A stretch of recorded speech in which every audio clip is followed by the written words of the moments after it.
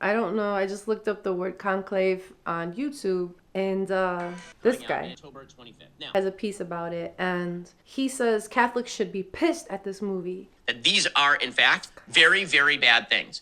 And the sucker punch that comes at the end is that they appoint this Cardinal Benítez, and what does it turn out? It's because, wait for it, Cardinal Benítez is a... Maybe, as Ben Shapiro says, people should be pissed about this film. But I don't think it's for any of the reasons that he said. I think it's because, again, intersex people have been... Got my tuxedo on, because it's Oscar time. Hello, everybody. Tonight is the Oscars, and Conclave is up for like 7 awards. And I'm here as an intersex person and the writer of an op-ed for Attitude magazine about this film to share my thoughts about the film with you today. And I want to begin with this guy. Sorry if you get queasy. Cardinal is named Cardinal Benítez, and he is the wisest and the most kind-hearted and the most genuine person. And as you might imagine, come from behind victory for this person. And then comes the big twist. And this is why I'm warning you. And this entire book, warning you, and presumably the movie, is set up around the idea that those who actually like traditional Catholic values, who say, for example, that homosexual activity is a sin, which is, in fact, the doctrine of the Catholic Church, or who oppose abortion, which is, in fact, the doctrine of the Catholic Church, or who oppose marriage or feminism, that these are, in fact, very, very bad things. And the sucker punch that comes at the end is that they appoint this Cardinal Benítez, and what does it turn out? It's because, wait for it, Cardinal Benítez is a genetic woman. Yes, Catholics, get ready for a movie in which your new pope is a genetic woman who was almost unmasked because it turns out that the genetic woman who had some sort of birth disorder in which the genitalia were fused, and so this person was intersex, but is genetically female, and was about to go have a vaginoplasty, surgery, to confirm the outward appearance of the genetic femaleness. Okay. Ben. You actually said intersex, so I'm kind of proud of you for that. Thank you, Ben. Because the film didn't say it. The word was not uttered once, which is part of why I think this film is a big missed opportunity. So in the op-ed for Attitude, I talk about the fact that watching the film was really nostalgic for me because Italy was my first, Rome in particular was my first trip out of the country. I was 20 years old. It was my second year of college. And I was tagging along with a friend named Michelle. Hey, Shelly. And I was just floored. My jaw was on the ground.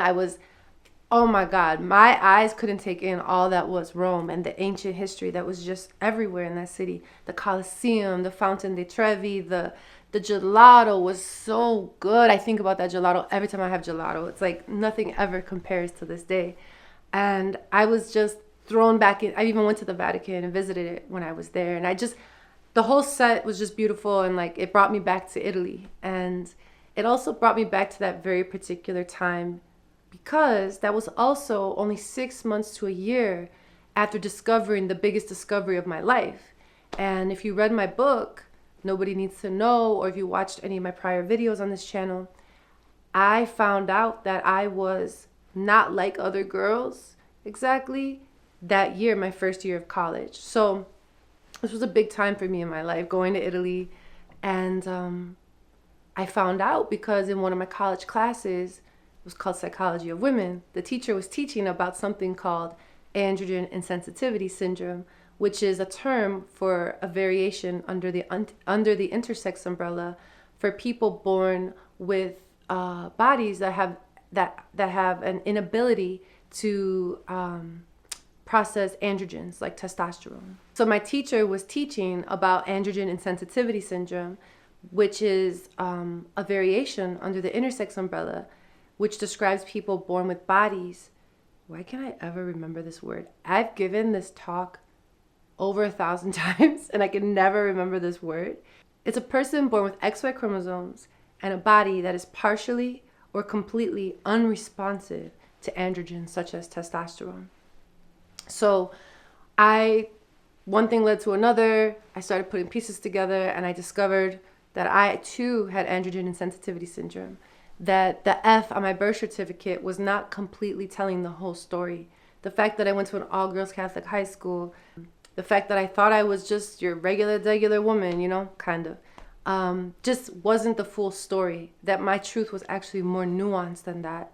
And I found that out because after learning about that in class and putting two and two together, and meeting an intersex person who came to the class to speak, named Linnell Stephanie Long, I put all that together, and with her encouragement, I got my medical records. And in those medical records is where I discovered my truth.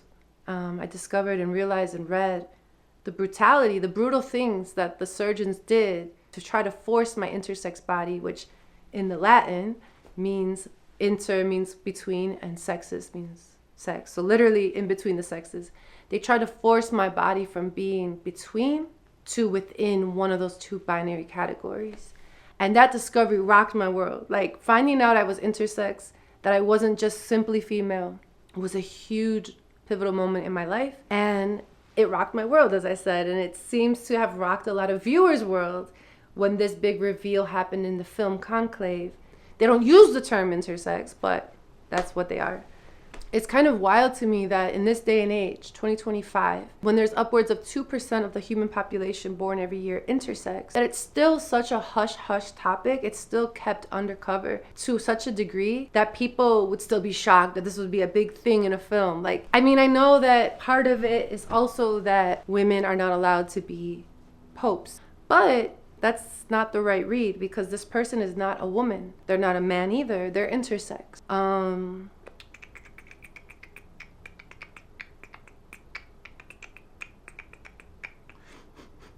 I talk about also that the conclave, the title of the film, which comes from the Latin word for locked room. It's a term for when the Pope dies and then all the cardinals have to get together and choose the next Pope. They have a conclave, which is a sequestered meeting in a room, private for days, and they vote on the next Pope. So I was drawing parallels in my op-ed piece to the ways in which intersex care, the care of intersex kids, is also done in a sequestered, hidden way, cut off from the public and done in secrecy. And so that connection wasn't lost on me. Not that they were meaning to do that, but I just saw that. I talk about this quote that the main character, Thomas, I think he goes by, who's played by Ralph Fiennes.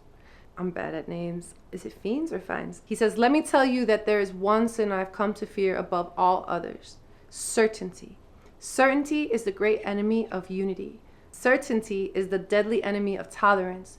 Even Christ was not certain at the end." I love that line because to me, and I think I kind of forgot to drive this point home in the op-ed, but to me, those sentences speak to why such harm occurs or is forced on intersex kids. I think it speaks to the way that we understand things as binary, especially when it comes to sex and gender. People feel so certain about it. We are led to believe that it's this certain thing. It's just the way it is. There's only two sexes and they're opposite and blah, blah, blah. But as that character says, the main character, that certainty is the great enemy of unity. It is the deadly enemy of tolerance. And that it's a sin that he fears above all others, and that even Christ himself was not certain at the end. And he's referencing when Christ was on the cross and says, "Father, Father, why have you forsaken me?"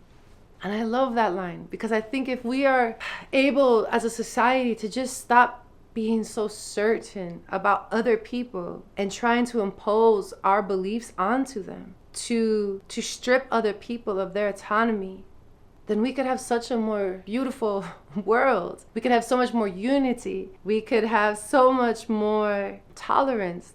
And it could just be so beautiful. I always think that the way we structured society is one way for sure, but there's so many other ways, and there's so many better ways that are more tolerant, that are more unified, that are more loving and accepting, and we could just be doing such beautiful, wonderful things as humanity, and we do oftentimes.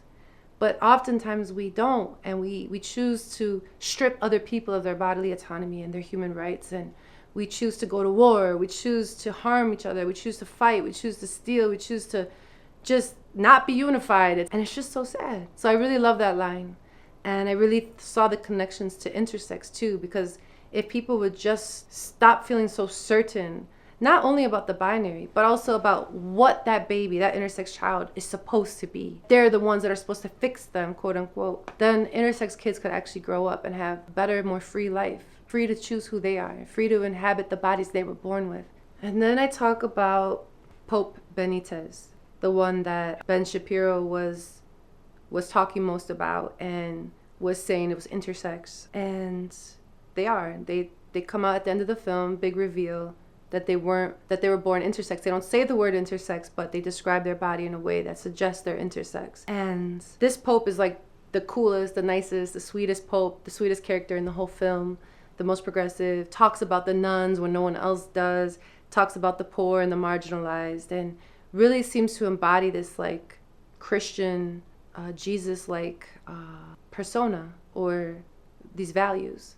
And I say in the piece that, if I may go out on a limb, Benítez represents Christ, who was originally depicted as both masculine and feminine to appeal to a broader audience, including pagans, and that the hyper-masculinized version of Christ didn't come around till centuries later in Rome. And then I talk about how this concept of duality is inherent in so many world belief systems, spiritualities, and religions, like yin-yang, two-spirit, Shiva and Shakti. Duality is just spread throughout the world when it comes to belief systems.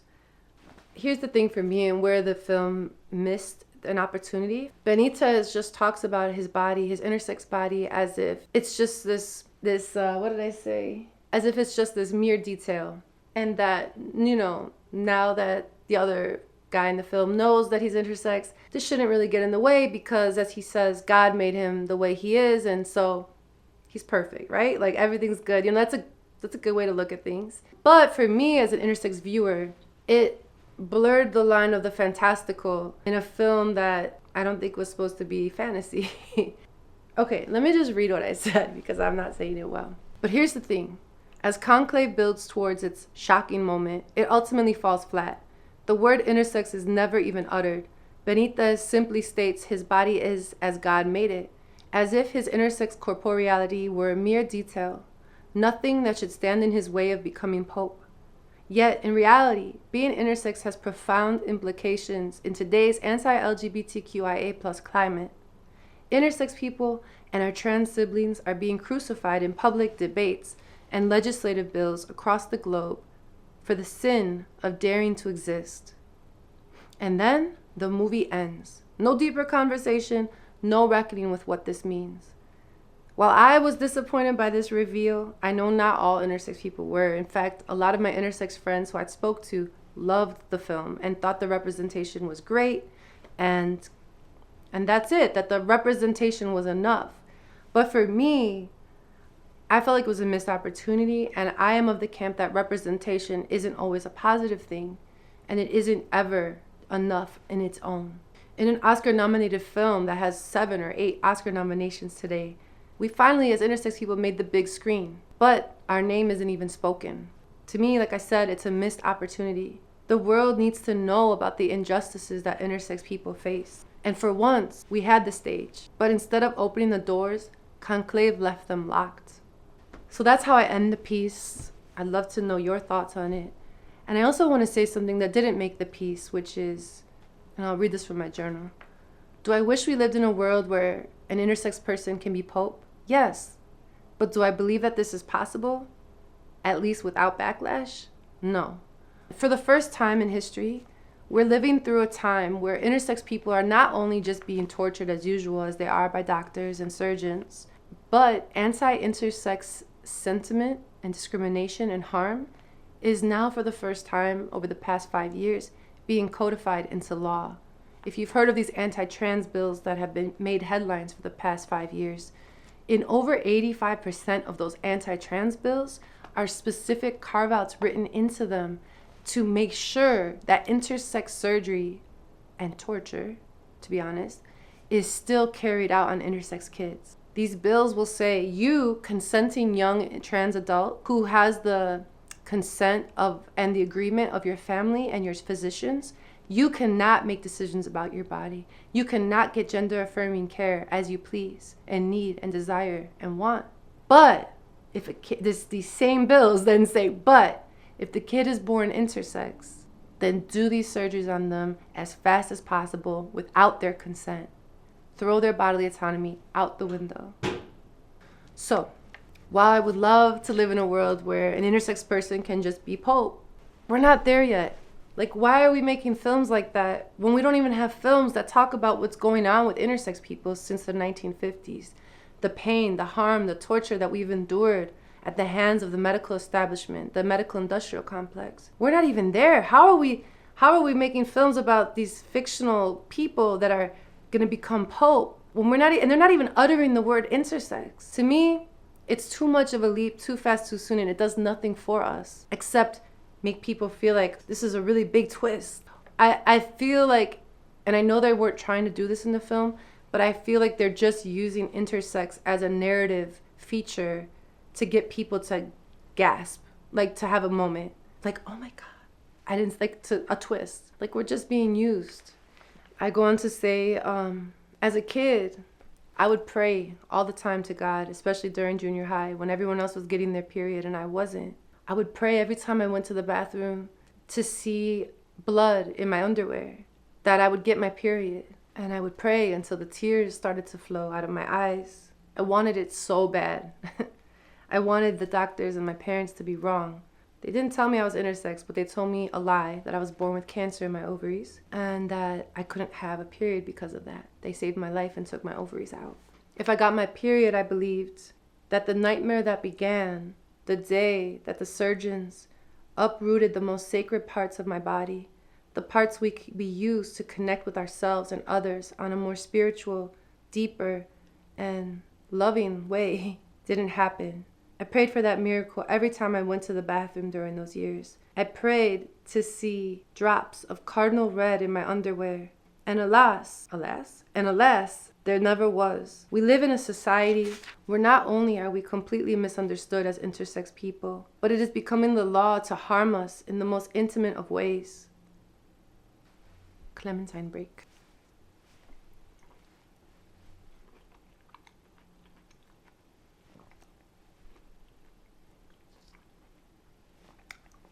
All right. In conclusion, so do I wish we lived in a world where an intersex person can tell another cardinal that they're intersex and they would look the other way and let them become Pope? Sure, that would be great. But the reality is we live in a world where intersex discrimination and harm is not only happening, but it's being codified into law. Intersex carve-outs are, like I said, in over 85% of the anti-trans bills that have been passing all over the country the past 4 or 5 years. We live in a society where intersex people such as myself are not only misunderstood or not even understood at all, but the harm that we've endured to some of the most intimate parts of humans' bodies is now being codified into law within these anti-trans bills. I find it very ironic that many of these lawmakers who call themselves Christians are writing and passing these bills that are crucifying intersex and trans people, figuratively, for the sin of daring to simply exist, in the words of Pope Benítez, as God made us. Conclave has so much potential to address our plight, to humanize our struggle, but instead, it chose to give us a fantasy, one in which an intersex person, such as Pope Benítez, could even have autonomy over their body as he did, and two, to give us a film where an intersex person could become Pope. Why give us this fantasy of breaking these hundreds of years long traditions in the Catholic Church when you haven't even given us any screen time at all?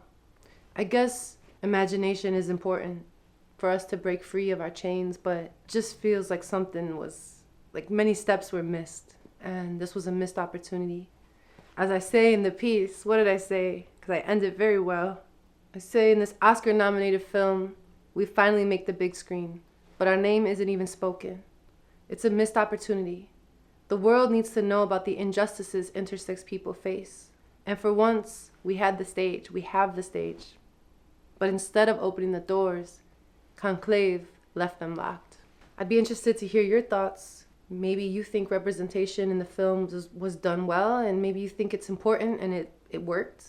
I'm open to hearing your opinions. I'm not saying that I'm right or that I speak for every person or intersex person. I obviously do not. And I'm not trying to say I do. But for me, I need more. I want more at this point than just a vague reference to to what is going on with intersex people. And a clever twist in a film. I don't want to just be a clever twist in a film that breaks tradition and allows like a cheat code in order for the tradition of only men being pope to be bypassed. I want our stories to be humanized, and I want our struggle to be known, and I want it to be done with grace and dignity, because I think storytelling can change the world. I think I've said this before, it's the main thing that always does. We connect with each other because of stories, and when we see each other when we see ourselves in each other, then we can join each other's struggle. And for me, this film doesn't help that. I'm not saying it needs to. I'm not saying every film needs to be an activist project, but this is a huge opportunity, and they could have at least done even a little bit more. They could have at least just said the word intersex. So yeah, maybe as Ben Shapiro says, people should be pissed about this film. But I don't think it's for any of the reasons that he said. I think it's because, again, intersex people have been overlooked or used as a creative narrative plot twist instead of seen as the fully dynamic humans that we are. Thank you for listening. I can't believe how long this got. I am so sorry. I don't even know if I can get this out before the Oscars are over. I thought this would be wham bam. Thank you, ma'am. Please read my piece over at Attitude. Consider joining my Patreon. Thank you. Intersex stories, not surgeries. Just kidding. This episode is brought to you by... Crap. I don't even think you sniff.